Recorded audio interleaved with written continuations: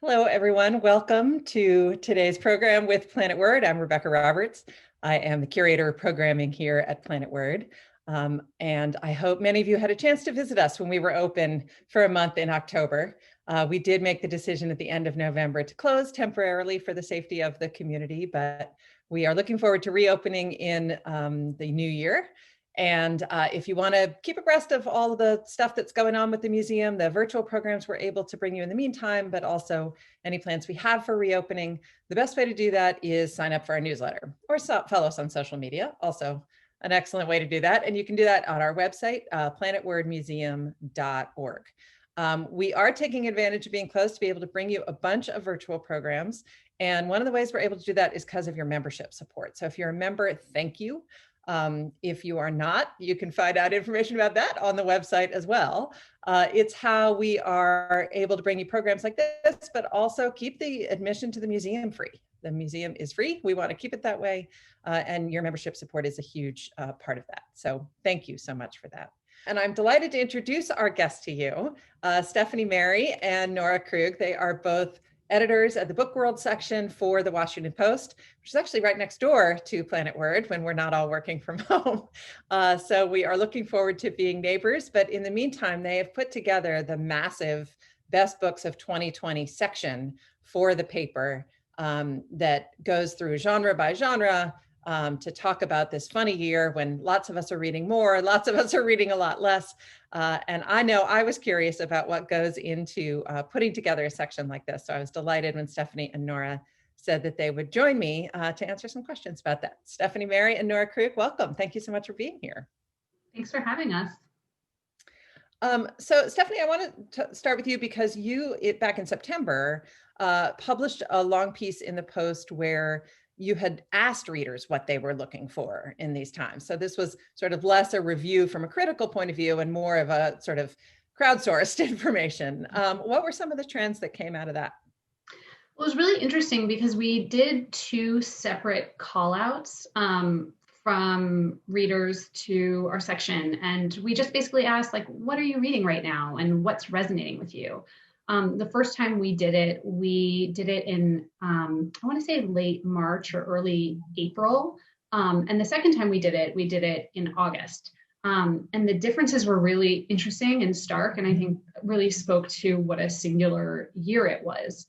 The first time we did a call out, we ended up with like, maybe 1,600 responses. So it was like a good number of people. The first time we did it, it was a lot of people reading pandemic fiction, which seemed crazy to me at the time, but it was like a lot of people reading Camus' The Plague or Emily St. John Mandel's Station 11, stuff like that. It was also, some of the big nonfiction, Splendid in the Vial by Erik Larson about Winston Churchill, and A Gentleman in Moscow, which is about a man who's stuck inside. So it was really reflective of this moment where we were all stuck inside and grappling with what it means to be living through a pandemic, but also kind of quarantined and alone.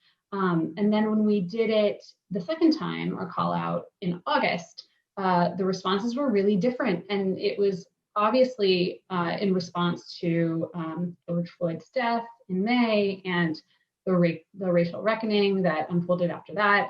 It was a lot of, How to Be Anti-Racist by Ibram X. Kendi. So You Want to Talk About Race by Ijeoma Oluo. Even some of the fiction, it was really about confronting America's racist past. The Vanishing Half by Britt Bennett, a lot of books like that. So it was really interesting to see how things had changed. But in both cases, it seemed like there was a real stark mix of half the people seemed to want to be like really confronting our reality. And then there were a lot of people who were like, give me my thrillers, give me my romance. Like, I can't do this right now. We also had a story, during the summer months about people who weren't able to read new books. They were only able to reread old books because it was like in such a crazy time where you don't know what's going to happen. You just need to know that like the end of the book is what you're expecting, or it's going to be a happy ending, or what have you. So yeah, kind of interesting, an interesting year for reading. Gravitate to the familiar. I get that entirely. You know, I mean, I noticed in that piece, some people really wanted something dystopian and scary and frightening and almost to have the it could be worse feeling. And I understand that it's not how I read it all. But I think it's also interesting to note that publishers can't time these things, right? I mean, whatever was expected to come out this spring and summer was planned years ago. And so to hit the zeitgeist of whether it's pandemic reading or escapist reading or anti-racist reading was kind of more of a stroke of luck than anything. Nora Krug, was there anything that surprised you about? Yeah, it was early on. There's Chris Bohjalian wrote a book called The Red Lotus that came out either fortunately or unfortunately, like in March or April, I don't remember exactly. And we had him write an essay about the experience of having written a book that was like so on point and how he was both sort of uncomfortable, kind of suddenly being a spokesperson for something that he'd been, thought was just way out there. And so that was kind of an interesting thing. And I think Lawrence Wright wrote a book also that had a pandemic theme. And I have another one called Red Hands that just came out recently. There's another one. And so it was this interesting, like these people who had wrote these books long, long ago thinking this is just completely unfathomable. And then they're suddenly becoming experts on this subject. Right. Well, even the Emma Donoghue book, which is set in the 1918 pandemic, I heard a rumor that was sort of rushed to publication to take advantage of people maybe wanting to revisit that time period. It's interesting. I mean, did you see any differences in the medium by which people are reading? I know you mentioned that people aren't necessarily reaching out for new books, but is there a difference between, say, an audiobook or a Kindle version, or are people trying to support their local indies by making sure they're getting the physical book? Are there trends there? Well, there were a lot of people who were reaching out to indies. I mean, you saw some indies actually have a bit of an issue because they weren't set up to be shipping books all across the country constantly. And customers getting really frustrated because they weren't getting their books in 2 days like they were used to from using Amazon. So there were real pluses and minuses, and a real learning curve for some of the independent bookstores that managed to survive. I mean, obviously a lot didn't. We have some evidence of a rise in ebooks, a rise in audiobooks, and I also have some anecdotal evidence from those submissions that we asked for, where people were saying, I don't have like the brain power to just sit down and read these days, but audiobooks, exactly, that I can do, because it's like, it just seems like a lower barrier to entry or something. It's really interesting. I mean, I love sitting down and reading, but I'm also like a huge audiobook fan. And I noticed that too sometimes since the pandemic began, where, normally when I would have just been like sitting and reading, I'm like, you know what, I'm just going to sit and listen instead. Audiobooks are also great for travel to nowhere, which is something that my family does. So you can we actually go out at night sometimes and just put the audiobook on in the car and just drive around and listen to a book together with no end in sight. So I love that idea, because I was going to say, I've always been a big audiobook fan, but we're all going on long walks, right? We don't have much to do. Exactly. So, long walks and audiobooks are awesome. There's only so many podcasts I can listen to before I really do want to get transported. Exactly. Which actually gives me a chance to plug an upcoming Planet Word program. Because I'm such an audiobook fan, I have some narrators that are my go-tos that I listen regardless of the book. And one of those is a woman named Julia Whalen. Oh, I love her. Isn't she awesome? So good. And she narrates the new audiobook of The Invisible Life of Addie LaRue, but she is going to come do a program for us here in late January to talk about what it's like to be an audiobook narrator. And she's also an actress and a writer herself, so she plays with words in a lot of different fora. So stay tuned for that on our website. Sounds great. Yeah. So I want to get into the list, but we do have a question that says, Caste seems to have come out at just the right time. Mhm. And, you touched on a bunch of books over the summer of people trying to educate themselves about systemic racism and how to be an anti-racist. And first of all, I think it's interesting that people decided reading was the action they could take there. You know, but there were a bunch of how to be an anti-racist book lists coming out. And yeah, do you know anything about the publication timing of Caste? Was Isabel Wilkerson always expecting? I mean, I think that that was just a case of kismet in terms of the publishing schedule, but it did land at just the exact right time, and people have connected with that book so strongly. I think because our language around racism is so freighted.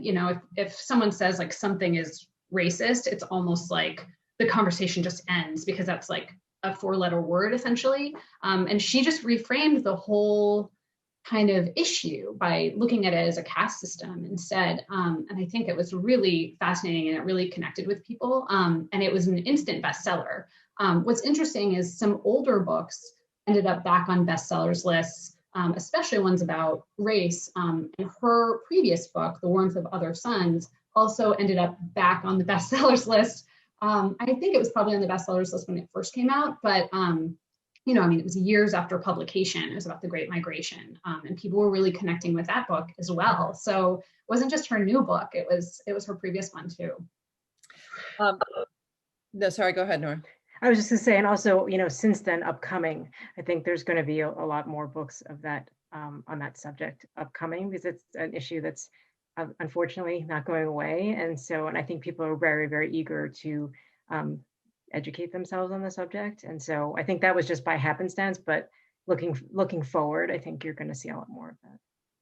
Yeah, it's interesting about how many trends do you think are going to continue from this funny year, or is it anomalous? I mean, if you see a spike in escapist reading thrillers and romance and things where, the crime's going to get solved and there's going to be a happy ever after, whatever it is that the kind of thing where now people have rediscovered those genres and that bump's going to stay? Or was that an artifact of a completely strange year? The romance issue is kind of interesting because that was really on a downtrend for a while, and that's seen a real bump. So it'll be interesting to see if publishers will be investing more in romance now than they had. Thrillers are sort of evergreen. Thrillers are kind of Nora's wheelhouse a little bit, so I'll let her talk about that a bit. Yeah, I mean, it seemed, they're always obviously very popular, but it seems like they're much more popular and much more like the comment section on the thrillers is very rich. And so many people are looking for that type of escape. I mean, some people look for romance, other people, want to be whisked away to, Scotland and some, murder mystery. And it's just definitely, I would say, a growing area. Well, let's get into the list so that we can talk about some of these specific titles. First of all, I love how beautifully produced this section was. It had these really cool graphics. And so I've cribbed some of them for these slides just so that if people go see, follow the digital link to read the section, they'll get the pictures. But the print copy of the paper was really visually arresting. Mm-hmm. So science fiction, fantasy, and horror. Certainly escapist. This is not a genre I read a whole lot. So I'm going to rely on one of you to tell me what some of the trends are here. Well, I'm just going to jump in and say, I mean, often with our genre lists, we have experts in the field who write a column every month about like science fiction, thrillers, audiobooks. And so we reach out to them and ask them for their recommendations. And so this list is generated from them. But the one thing I can say, I would certainly say science fiction that deals with like pandemics and climate change are definitely subjects that I have seen a lot more on the rise and a lot more discussion about. If that helps. This also looks like a, fairly international list. Yes, yes. which I guess if you're imagining a world, I love that the imagination of a world that you're creating in its entirety comes from all different baselines of, your reality. Yeah, I mean, this list, I think definitely, I mean, there are certainly like more sort of familiar names that are not on this list, but the authors, I'm sorry, our experts this year, I think really were looking to show some great books that you may not have heard of. So Yeah. I thought that was a really good thing that they did. And one of our experts is Sylvia Moreno Garcia, whose book probably should be on this list. Yeah, exactly. It's not because she wrote it, but it's called Mexican Gothic, and it's another, international novel, and it was just really smartly done. Since it's not on our other list. Yeah, it's on another of our lists. So. I am going to put the link to the section in the chat, by the way. Thank you. We talked about, you had sort of crowdsourced asking people what they are reading. Does that popularity factor into a best of list, or is this from a critical eye? So this particular list is from our columnist perspective of what they think is what they think should be on the list. Some of our other lists are more crowdsourced, both in terms of looking to what our readers are reading, and also, sorry, my phone just started buzzing, a little distraction.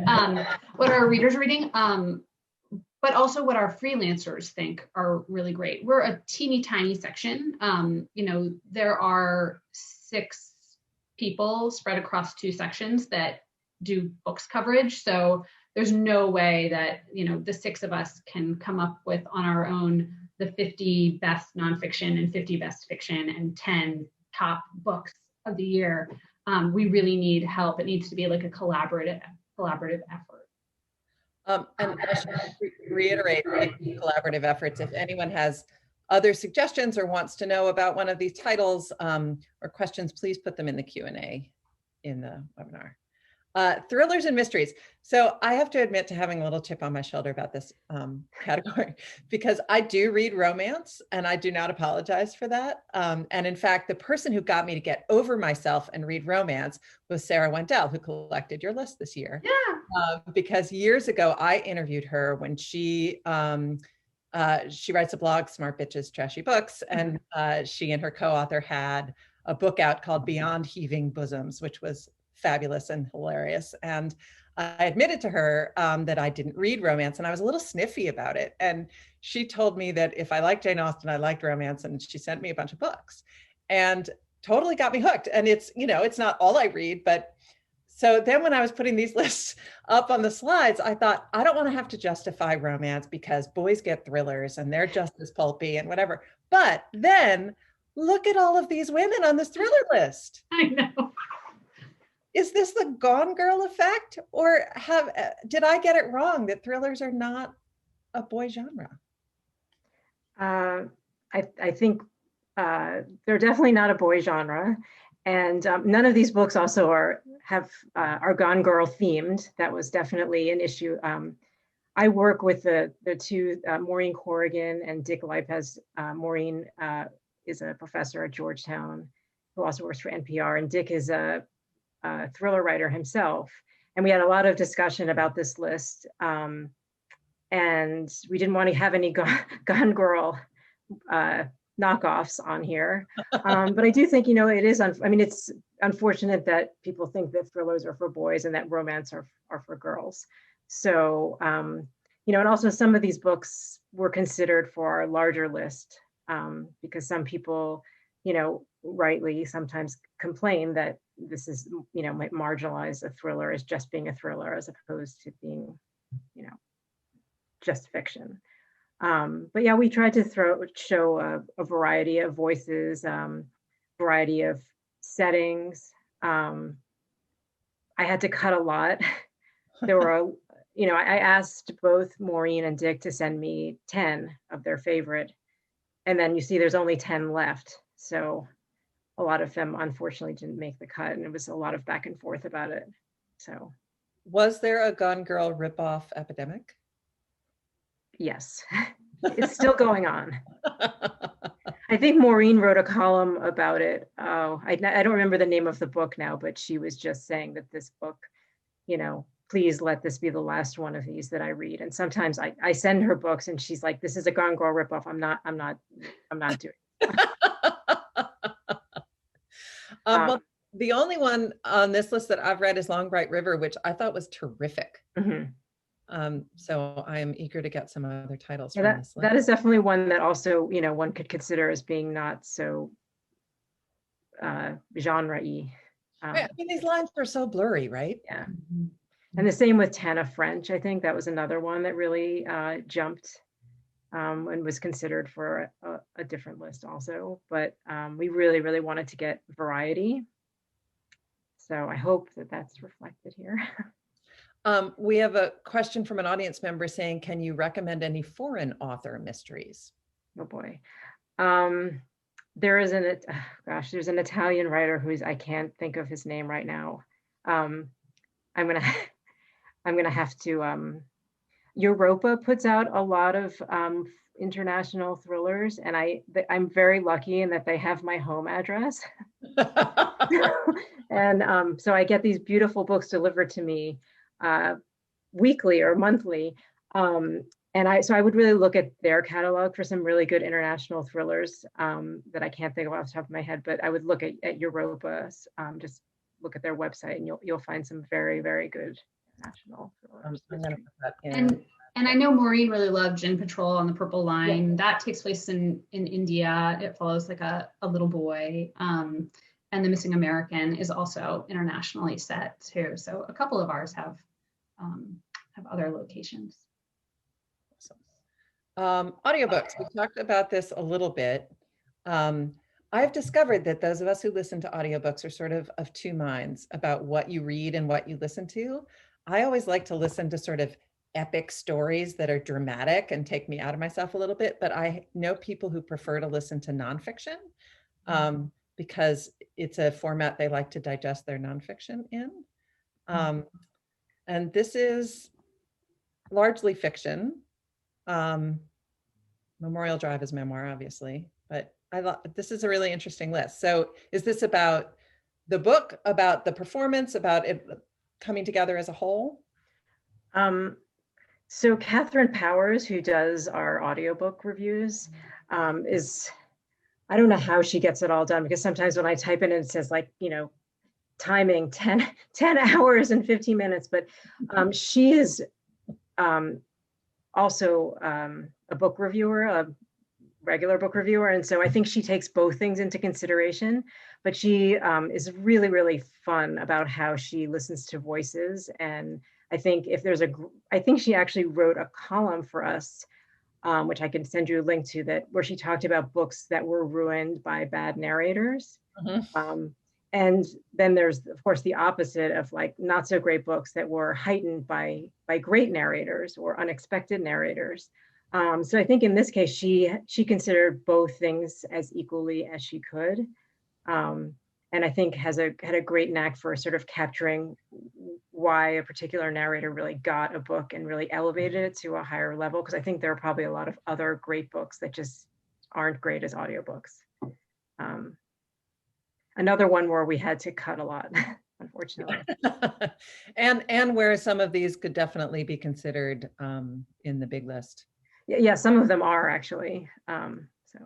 Yeah, and I think what's interesting, because Catherine also wrote about how sometimes people who read their own audiobooks don't do such a great job. I mean, some of these people did read their own audiobooks and did amazingly, but we, as you know, as an audiobook fan, a good narrator can totally make or break the experience.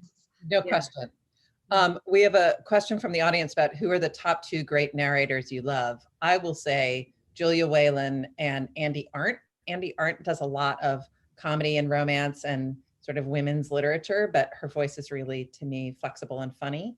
Do you all have favorite narrators? Julia Whelan's definitely up there for me. I just listened to The Great Alone by Kristen Hanna, and it was just, I mean, just so beautiful. I'm totally blanking though now. Blame it on the pandemic. My recall is just terrible, but I think, yeah, I have to say, like, a number of my favorite ones are actually authors reading their own work. Like, for example, like Trevor Noah reading his memoir is just incredible. I don't know if you've listened to it. And weirdly, like, Hope you have enjoyed this program. my family just sort of came upon like Roald Dahl and E.B. White. I know they're children's books, but narrating their own books, which is just sort of incredible to hear from, like, beyond the grave, and especially really elevated it to something beyond a children's book. Yeah, which means somebody restored that audio too, which is great. Yeah. So yeah, so I and also again, this is a children's book, but Jason Reynolds' books, his one of his best friends is the narrator for all of his books, and it's just an incredible experience to listen to. So I guess also Tom Hanks, he did I think Anne Patchett's book, which was kind of strange. There's a question about that in the Q&A. Is Tom Hanks' narration of Dutch House? Yeah, which was an odd choice, and I'm just surprised it was a man at all. Yeah, well, I can direct you to our Book World newsletter, which refers to an article about how that kind of came about. That's in Harvard Magazine right now, about Anne Patchett's relationship with Tom Hanks. I mean, friendship, and how that came about during the taping of that audiobook. So, well, the celebrity narrator trend is interesting. This same audience member is asking about Derek Jacobi, who I would probably read the phone book. I mean, that's, one of those voices, but some celebrities are good at it and some aren't. I listened to Jane Austen, I think it was Pride and Prejudice, with Rosamund Pike as the narrator, and she was great. Right. So yeah.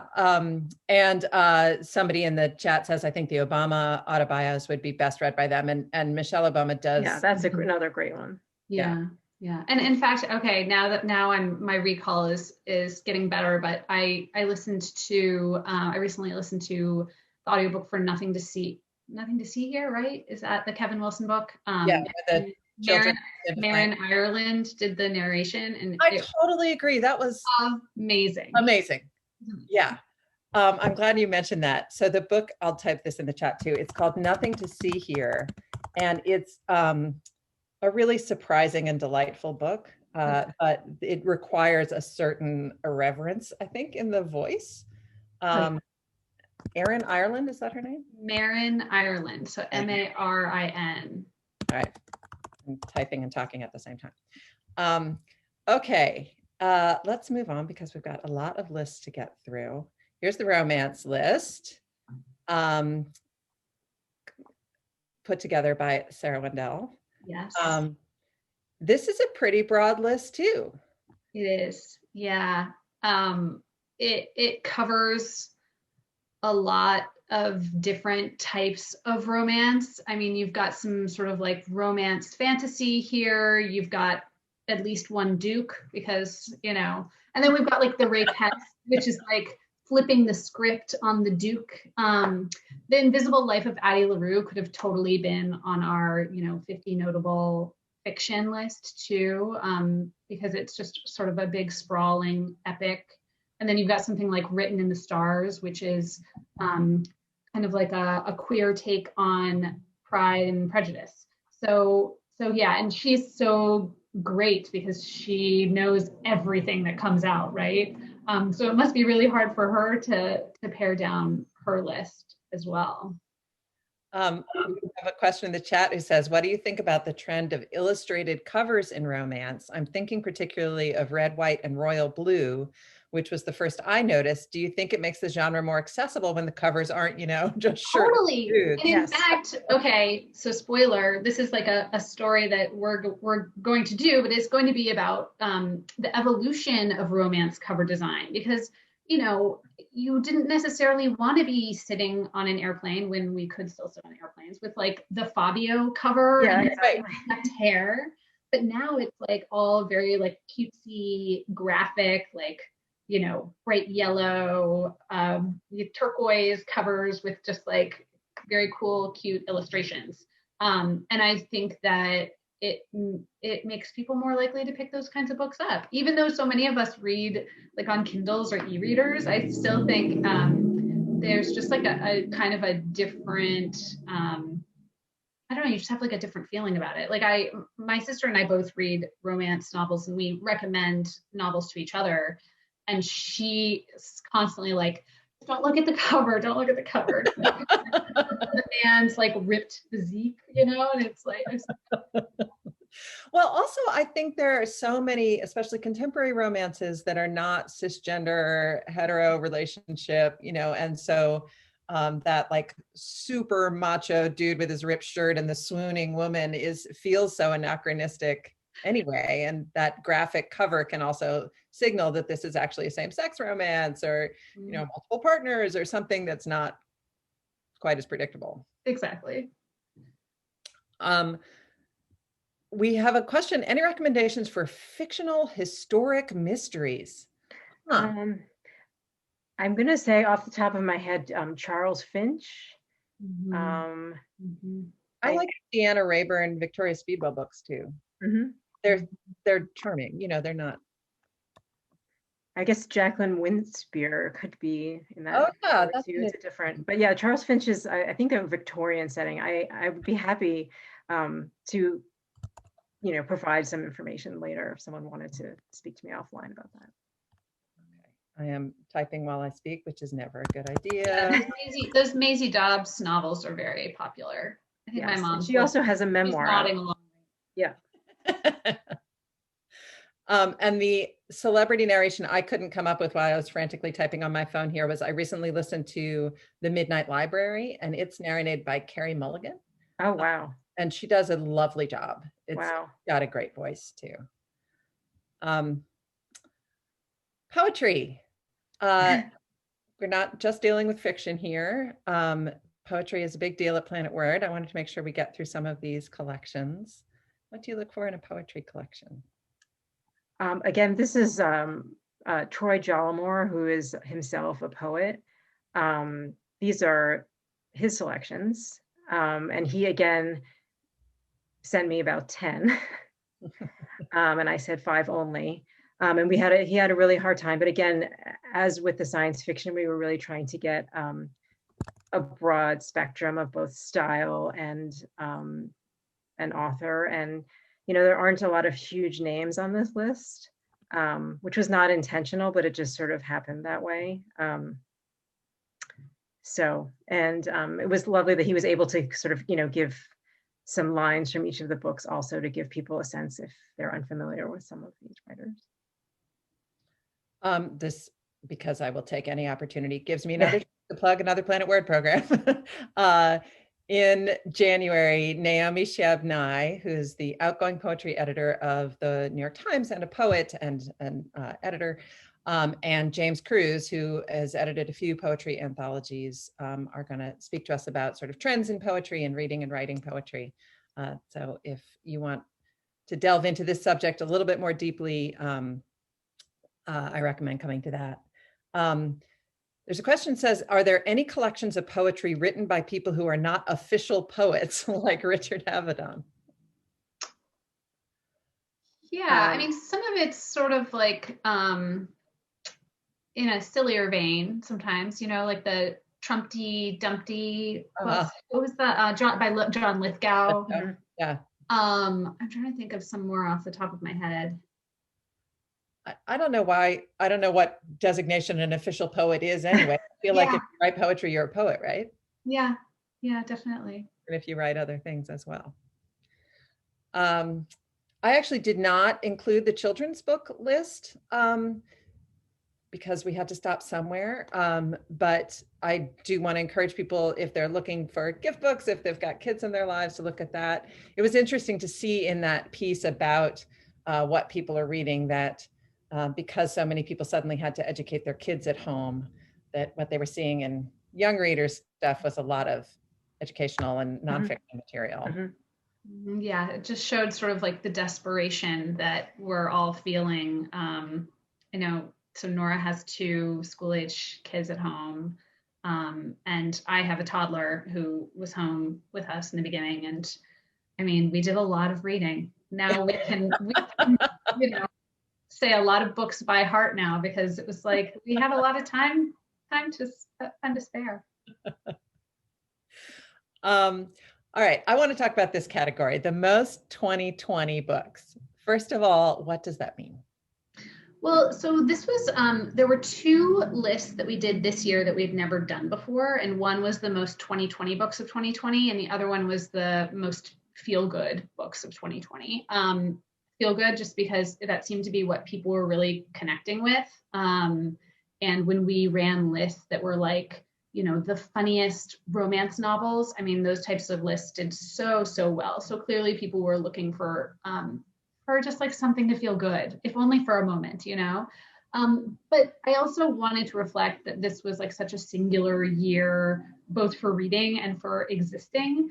And so we wanted to look back at some of the books that really captured the year. And they were books about race, and they were, you know, unwittingly prescient books, like N.K. Jemisin's book about an attack on New York that came out right when like all the cases in New York were spiking.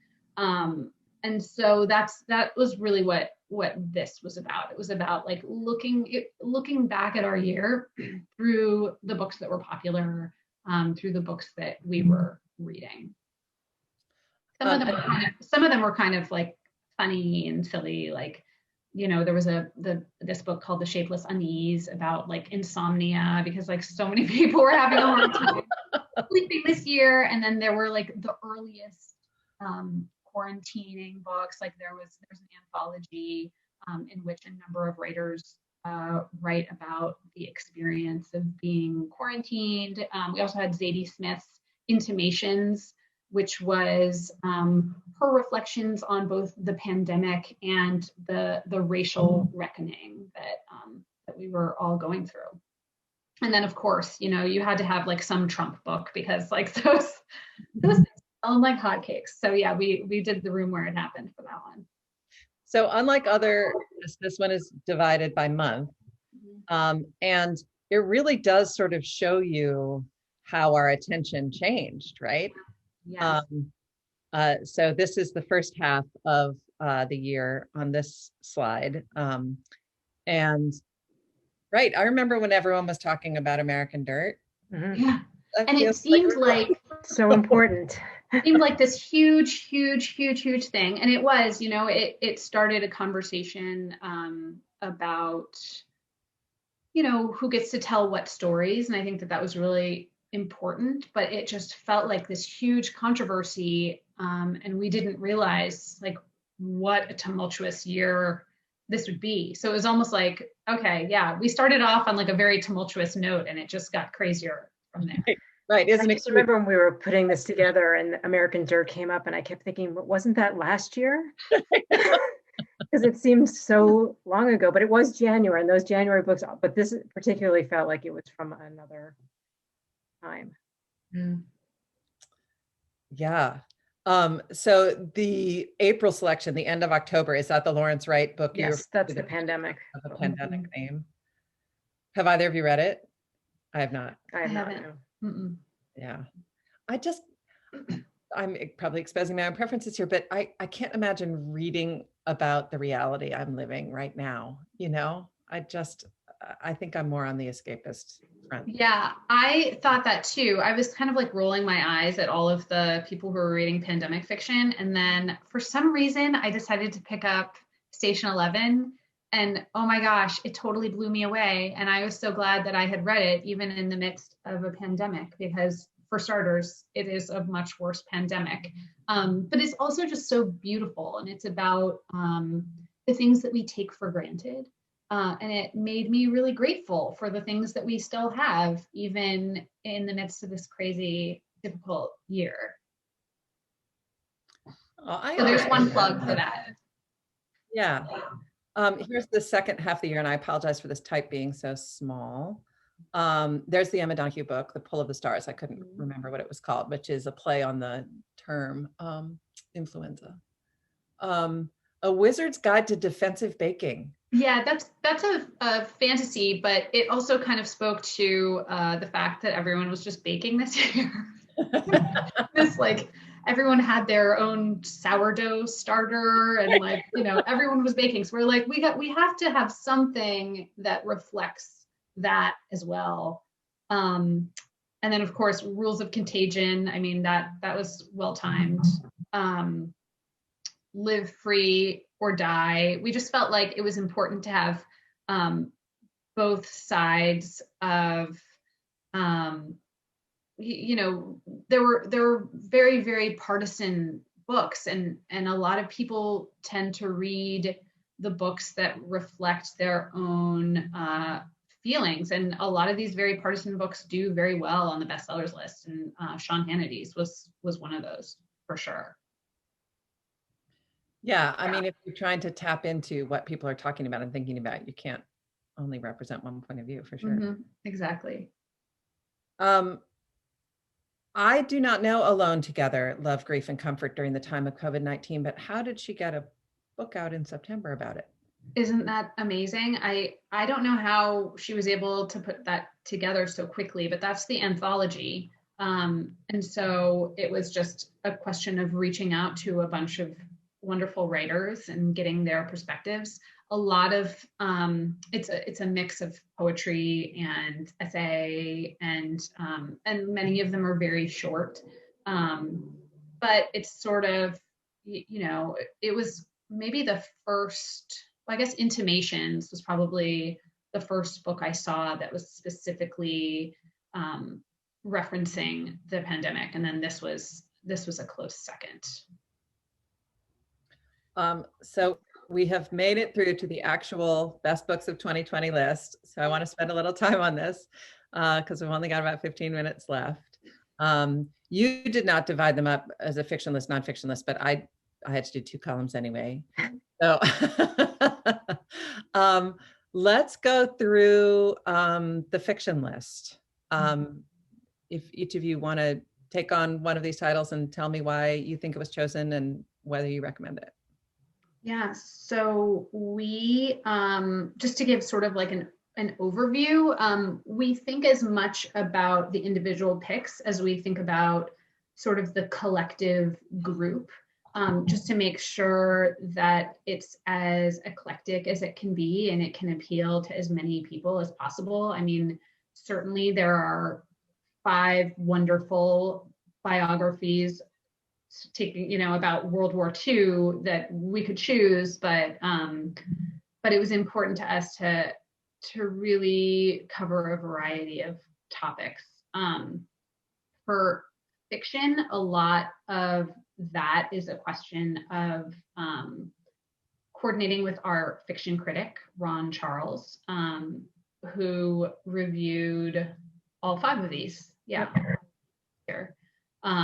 And then many of our nonfiction titles actually are under the purview of a different department. So it's also a question of coordinating with them to figure out which titles rose to the top for them.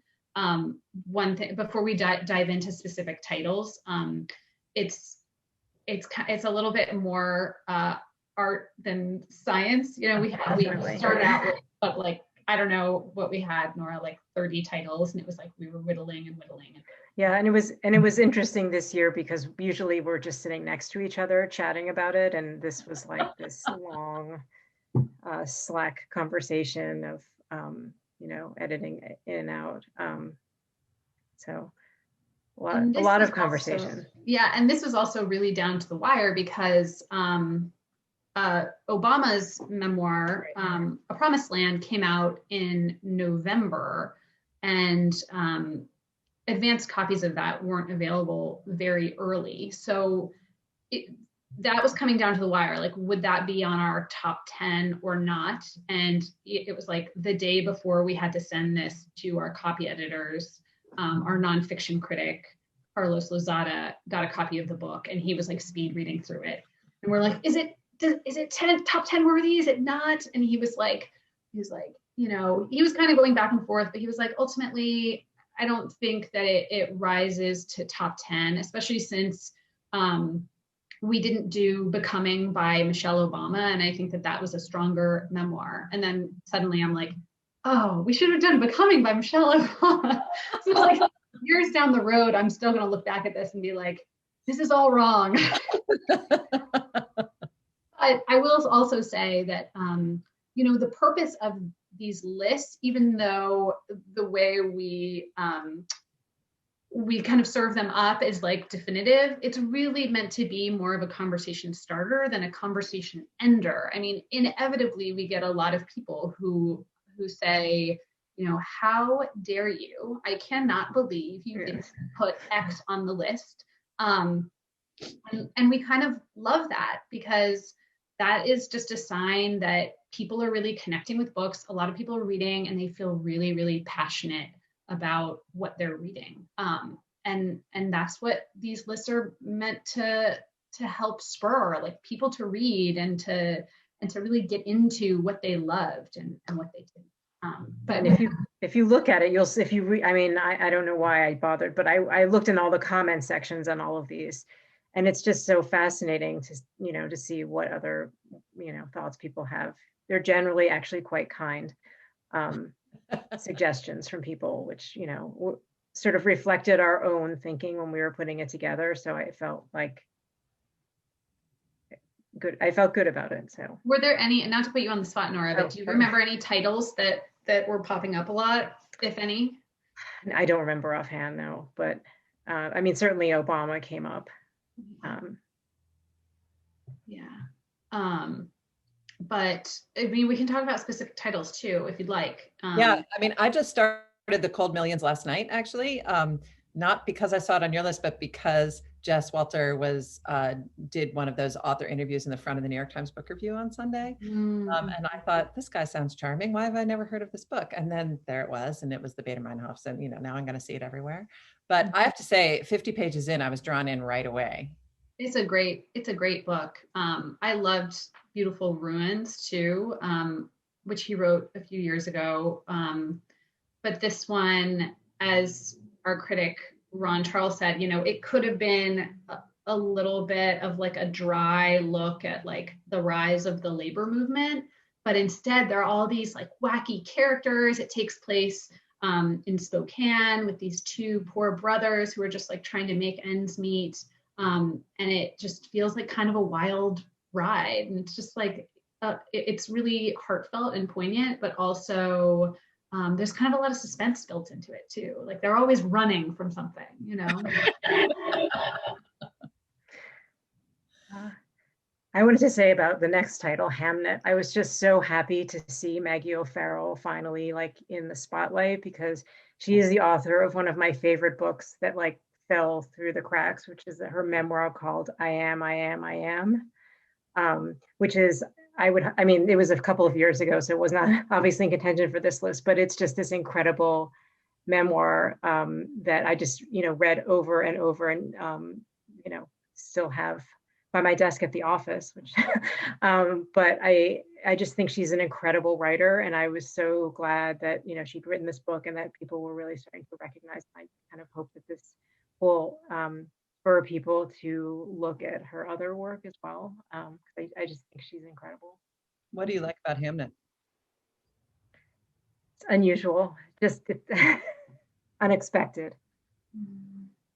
Yeah, and we had those were kind of Cold Millions and Hamnet were like our two historical fiction picks, you know, but they're so different. I mean, this is about, you know, this Shakespeare's son who died, but it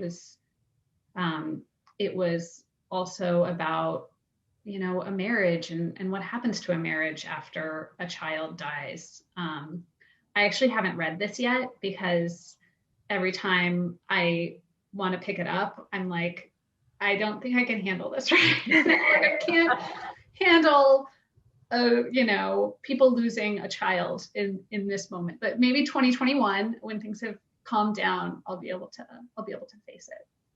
Well, I invite people in the chat or the Q&A to tell us whether Hamnet is worth it. I have it downloaded on my e-reader and have not started it yet. Homeland Elegies. Oh, someone loved Hamnet. Great. Homeland Elegies. So Ayad Akhtar won the Pulitzer Prize for playwriting a few years ago for a play about sort of like the aftermath of 9/11 and what it's like to be Muslim in America. And this was kind of like a continuation of that in a way. It was sort of, it's fictionalized memoir. The main character is named Ayad Akhtar, and it seems to really hew to his life, but he says that it's fiction, so we have to take him at his word on that. But I think it really speaks to what it's like to live as the son of Pakistani immigrants in America. His father was a doctor, I want to say, and was a big fan of Donald Trump. And so it's sort of like the difference between father and son. And there are just some really memorable set pieces in this book, especially one where, he's on the side of the road with this police officer and he's constantly trying to figure out what he can say in order to not say something wrong. And I think it's really eye-opening as like a white reader to see what it's like to be in that situation as a person of color. So I think that this was really eye-opening for a lot of people. Writers and Lovers, I really enjoyed. It's a sort of small, lovely, jewel-like book, and I've seen it on a ton of lists. And I'm delighted that it's risen to lists, but what about it made it different from other books that seem sort of similar? Do you want to do this one, Nora, or should I? You go for it. Okay, I love this book so much. Yeah. I read it before. Everyone I know loves this book, so maybe that's the answer. That's the thing. It's like I have recommended this to so many different people and so many different types of readers, and everyone I know read it immediately. Like they couldn't put it down, and they all loved it so much. And I actually read it before the pandemic started because I had an advanced reader copy of it, and I think I read it in February or something, and I almost wish I had it for later so that I could have had that great feeling, because it's like so much of literary fiction is really it's like, no, happy endings are not allowed, and Torture your heroine. Yeah. And this felt very literary. It was so beautifully written, and it was so poignant about this woman who's having a really hard time, and she's lost her mother, and she's going through a breakup, and she's kind of falling in love with two guys, and she has this terrible waitressing job. But it's like there's like space, so much space for joy, and I think that spoke to a lot of people this year. And Transcendent Kingdom, which I've not read.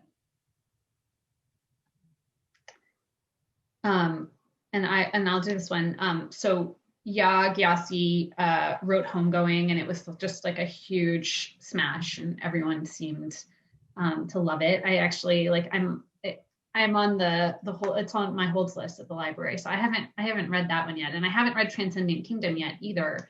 But our critic Ron Charles just absolutely adored this book, and he really wanted it to be on the list. It's really interesting because it's about a scientist who is sort of caught between two worlds. She's the daughter of immigrants who are quite religious, but then she goes to work every day, and it's like religion is kind of frowned upon. And so she's sort of stuck between, the faith of her religious upbringing and the really like data-driven approach of the secular world where she spends so much time. And I think, we don't see a lot of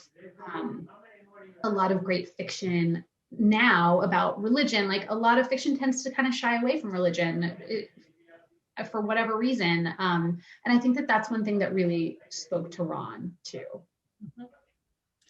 On the nonfiction list, we only have a few minutes left. We've talked about Caste.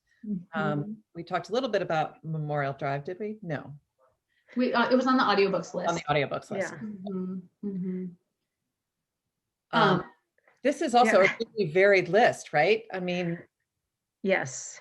And it was hard because there was obviously so many political books this year. Mm. And there aren't really actually any on this list. I mean, I had known Natasha through, like she has written for us, and I had, known her somewhat, and I had absolutely no idea of this story, which is really harrowing. And I believe it's going to be, I think it's going to be a TV series now also. And it's again, another book that it's not an easy read, but I think it's really beautiful and, worth investing your emotional energy. Yeah. Well, Hidden Valley Road too, right? I mean, it is a sort of harrowing story, Exactly. incredibly well told. Yeah, both of those, and both of those are very very literary. Like they're just so beautifully written. I mean, of course, Natasha is a Pulitzer Prize winning poet laureate, and like whenever a poet writes a memoir or something, it's like go read it. It's Yeah, like exactly. just have that economy of language Exactly. and that grasp of like just the perfect word to use in any given moment. And then we have sort of like the sweeping historical book with An Unworthy Republic. And Vesper Plates was Nora's idea, which I think was such a good one. I mean, people just loved it, and they love Helen Macdonald. But it's like this year, I think a lot of people reconnected with nature. It's like people were going for walks, people were going out in the woods. In DC, I go hiking in Rock Creek Park every weekend all year round. And once the pandemic started, for the first time, it was like, okay, I'm not alone. But I love that. I love that there were so many people that were like going outside and like setting up hammocks in the woods. And it was like, I think that a book like that really speaks to this moment. And also, I mean, like Natasha, she's just such a beautiful writer. And so, it was so difficult in this category because there's so many important subjects, but then there's also, it's sort of like the audiobooks, like, is it the narration or the book itself? And I mean, in this case, the issue is just not just the story, but the writing. And some of these are more writerly than others. And so that was something that we wanted to make sure we had some more writerly books. Yeah. We are almost out of time, but we do have a question that is the rudest question for a book editor, which is, do either of you have a favorite #1 fiction novel of 2020? Okay. Writers and Lovers is up there for me. I'm going to say 3. I'm sorry. You asked for 1, but I'm going to say 3. Elizabeth Wetmore's Valentine is it's so powerful. I'll take that one too. Okay, yeah. And then for something lighter, because I already said that I enjoy romance, Beach Read by Emily Henry was delightful. Anything you want to add, Nora? I just want to put a plug in for the Elena Ferrante book, which kind of, it's the fourth. It was the fourth one, and I can confess it was my first of them, and I read it, and now I have to go back and read all the others, and it's also, I want to reread it again and again because it's not an easy read, but I just thought it was great, and there was so much fervor over when this book was going to come out, and there continues to be questions about who she really is. Yeah. And so it was nice to have a little literary, kind of fun controversy, and an exciting book that we've been waiting for a while to come out and for it to actually be good. And I highly recommend the audiobooks for the Neapolitan novels. Yes. Like you were saying, Rebecca, that you like to do sort of like the epics. I mean, that was like, I think, that was a huge investment of my time. It was probably like 60 hours or something. But it was like, they're so beautifully done. And I wish I could remember the name of the audiobook narrator off the top of my head. But the Neapolitan novels by Ferrante, like those audiobooks are wonderful. Well, Stephanie Mary and Nora Krug, thank you so much for spending an hour with us. It's been a delight. Thank you for having us. Have a reading list to set forth for the holiday season. So thank you so much for being here. Our pleasure. Thank you so much. Take care. Happy holidays. You too. Be well. Thank you, Planet Word supporters. This is our last program of 2020, but look for a whole new slate of programming coming up in January. Thank you so much. Thank you. Bye.